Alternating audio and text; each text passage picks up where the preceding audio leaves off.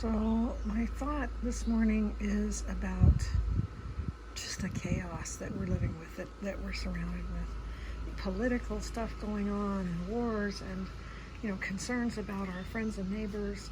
I live in this Mexican village here, and food insecurity is often a problem, and having work, and now this fear of tariffs coming on. So, I want to just talk a little bit about dealing with that and coping with that, because I'm somewhat of a political animal. I have been in the past, and a feminist, and so a lot of the things that I've seen happening have freaked me out, and I found myself having this low level of anxiety running all the time, and I had to sit down one day and ask myself, what is this serving? What is within my control, and what is just within my sphere of influence? And what I realized was I can control where I spend my money, and I control my vote, and I control how I behave and how I treat my neighbors and what I do in my circle of friends and community. But I can't control what other people do.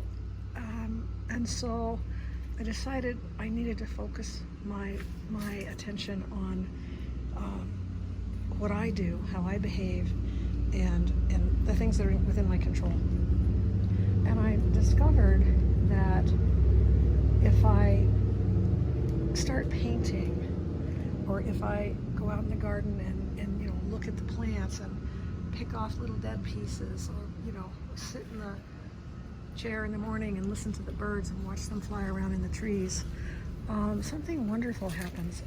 Nature cleanses the minutia of chaos out of your mind. And I think we forget that sometimes. We're so busy with, oh my gosh, work and people who have kids. And of course, I'm older, and so I don't have children around me anymore, other than the kids of my Mexican friends here in the village.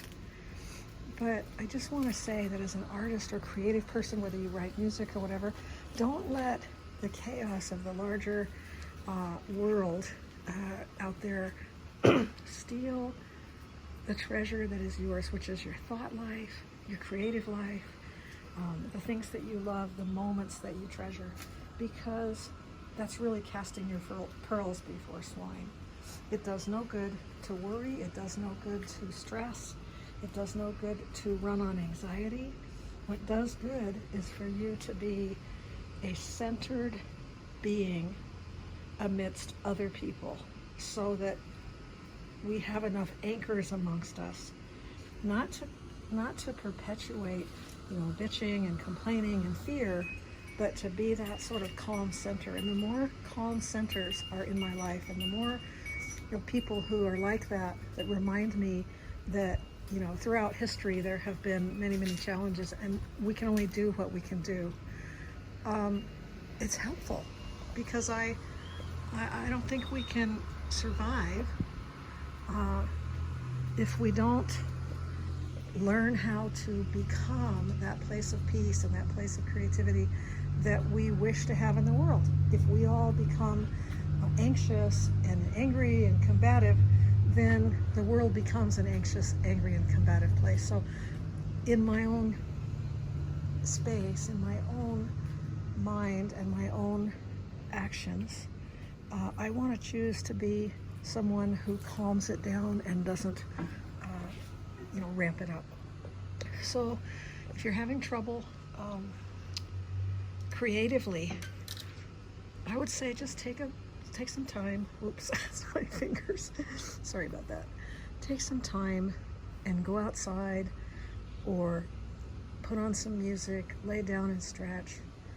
Find that calm place inside of you and contribute that to the world, because that's what we need right now.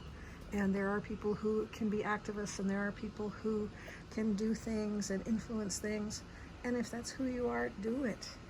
But if it's not, it's okay to exercise those discretions that are within your control, and let the other stuff go.